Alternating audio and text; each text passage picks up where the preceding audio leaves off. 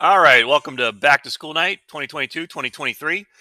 Unfortunately, I was unable to make it because I'm recovering from knee surgery that I had last week, and hopefully I'll be back this week. All right, so I'm Mr. Aroso. I forgot to put my email address on my syllabus, but so there's my email right there. Feel free to email me at any time. I get a Back in the day, my email was really good at sorting out spam email. Now it's not so good. I get a bunch of kind of junk emails. So if I don't get a hold of you, get back to you within like 24 hours, uh, send me another email. But this is so you can get a hold of me here. Also, there's the parent square, and then or you can call me, during school hours with this number, room 509. So this, of course, is biology. Bio means life, and ology is always the study of. So it's the study of life. 2 semesters. So right now we're going to just go into biochemistry. Then later this semester, cell structure and function, cell membranes, homeostasis, which we're actually on right now, and energy reactions like photosynthesis and respiration. Uh, this class it's mostly freshmen, 90% freshmen or above. My honors class is 100% freshmen. And then you have a little splattering of juniors and seniors that either want to get a higher grade than they did their first time, or they failed to pass their first year as a freshman. Required classroom materials. This is the one we're going to need: Chromebook and charger. That's definitely what we need. We don't bring our textbooks to class. Definitely keep those textbooks in a safe spot at home. Will we use them? Yeah, it's possible. Will we? But is it probable? Nah, we probably won't use them too much. We use the online version much more. Grading. Let's see. What do we need to see here? We're gonna have frequent quizzes. Usually one quiz a week. We'll have a major exam at the conclusion of each unit. So we'll be ending our unit probably the end of next week. So the week after that, probably have an exam. Here's the breakdown of points. Exams are worth 40% of your grade. Quizzes are worth 20. So that's 60% of your grade right there, just exams and quizzes.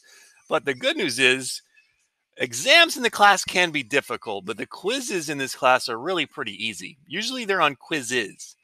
And in regular bio, they're almost always on quizzes. Honors, sometimes you'll have quizzes that are not on the quizzes website. But when it's on the quizzes website, they get multiple opportunities. So if they take a quiz the first time, they get 30%. We'll take it again. Just hit redo. They have multiple opportunities to take it over and over and over again until the link expires, and it's usually sometime that night, usually around 10 o'clock. So theoretically, they could do the same quiz 20 times until they get a score that they like.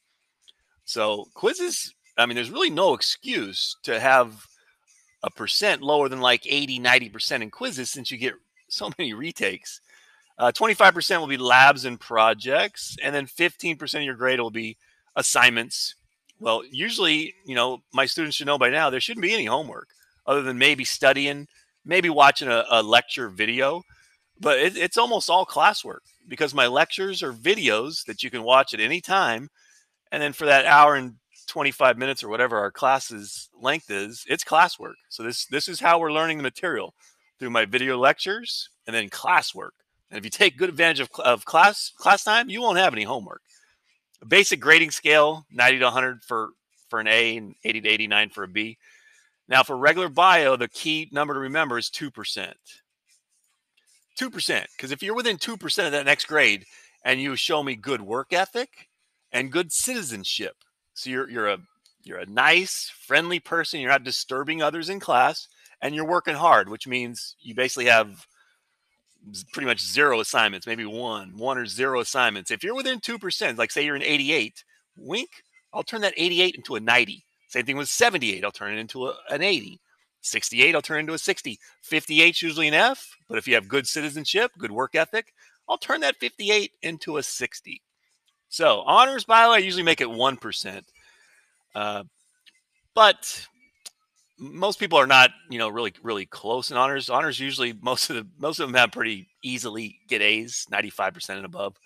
But 1% in honors, if you're 90 or 89.5, I'm not going to give you your first B and ruin your valedictorian hopes, as a freshman. So I hate giving people their first B, especially the folks that are trying to get straight A's. Makeup work and extra credit. Let's see what you need to know here. Late work, it's not tolerated. Usually they say, I don't see where it's in here. If it's late, now if you have an excused absence, of course it can be late. That's not even late. But if you're in class and you turn something in late, usually we can drop it down to 50%. So even if you do the whole thing, the best you can get is 50%. Now the good news is I'm a slow grader. I do all my grading on the weekend. During the week, it's all about coming up with new ideas, looking through the internet, trying to find new lessons, new activities we can do. And then weekends, that's where I come to school and do my grading. So if something's due on Tuesday, well, I mean, all you got to do is get it done by like Saturday or Sunday before I come into school to grade it, and it will not be considered late. Uh, Extra credit, I give a ton of extra credit. The only thing I do not do at the end of a unit, let's say you have a 75% C and you want a 80% B. I will not give a project at the end of the semester just for the sole purpose of raising a student's grade. And that's basically everybody's policy in the entire science department, whether it's chemistry, biology, physics, and probably pretty much almost every department. So you will get a ton of opportunities to get extra credit. Many of you guys already got a ton of extra credit, but just not at the very end of the semester for the sole reason of raising your grade. Student expectations, participate, respect, of course, integrity. These are the things that are most important to me, like especially respect and integrity. So there's basically like 5 things I try to teach the students. Have a good work ethic. Get your work done, work hard, try your best. Citizenship, show respect, integrity. Critical thinking, be able to figure things out. Try to be able to solve different problems. Personal responsibility, and that's this one right here. Personal responsibility. So if you miss an exam, back in when I was in high school, I wouldn't know because I didn't have the internet. Now there's Aries. So if you're missing an exam, check your grade often on Aries, see that it's missing, and then come up and say, hey, Mr. Rosa, when can I make up that exam? Now, I will also remind you once or maybe twice, hey, so and so, you missed an exam. Here's the code. Go ahead and take it. But if you don't take it, eventually I'm going to be like, okay, now it's on you. Now it's your responsibility to remind me. And the last thing I try to teach is biology. And honestly, the first 4 things are, the citizenship, the work ethic. Those things are more important. If you get all those things done, you're going to get a good grade in biology. If you have a good work ethic, and you're a good student, a nice person, you're going to get a good grade. What else we got? Mr. Gomes' video. I forgot to delete that. This is also my video catalog. So we will watch some videos. Before I go into that, cell phones. Zero tolerance policy. Well, actually, I have a red light, yellow light, green light. So if it's red light, that's like test days. No cell phones, because cell phones they're not only phones, they're also cameras. So students could theoretically be taking pictures of my exam, on test day, and then emailing it to all their friends, or they could be Googling answers, because on our exams we use a program where you can only be on the tab for the test. If you try to go to Google, it locks you out, so you cannot Google answers. But with a cell phone, it doesn't do that. So on exams, it's going to be red, no cell phones.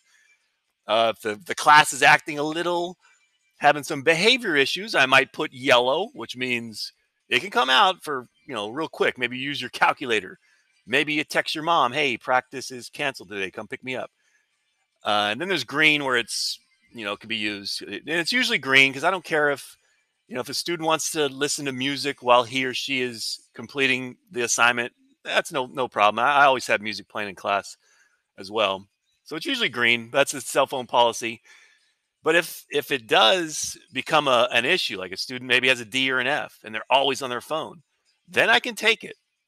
And if it does, I don't see where it's here. It doesn't say, but when we do take a cell phone, it goes to the office. And if it goes to the office, then a parent or guardian has to pick up that cell phone before the office closes at 5.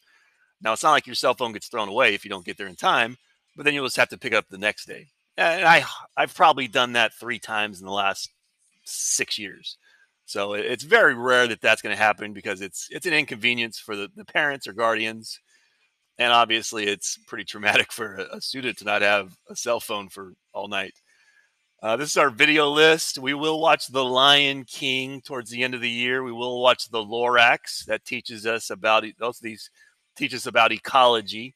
The Lorax teaches us about using resources responsibly. Coco, I don't know what that is. What else do we watch? We'll watch Evolution, which is a comedy which teaches you about the theory of evolution. And that's about it. So once again, I am Mr. Oroso. I apologize again for not being able to make it. So you have my email address right here. Please keep an eye on your son or daughter's grade on Aries. Hopefully they taught you how to log into Aries and check the students' grades. And feel free to email me or call me at any time if you have any questions. All right, thank you very much, and I hope we have a great year.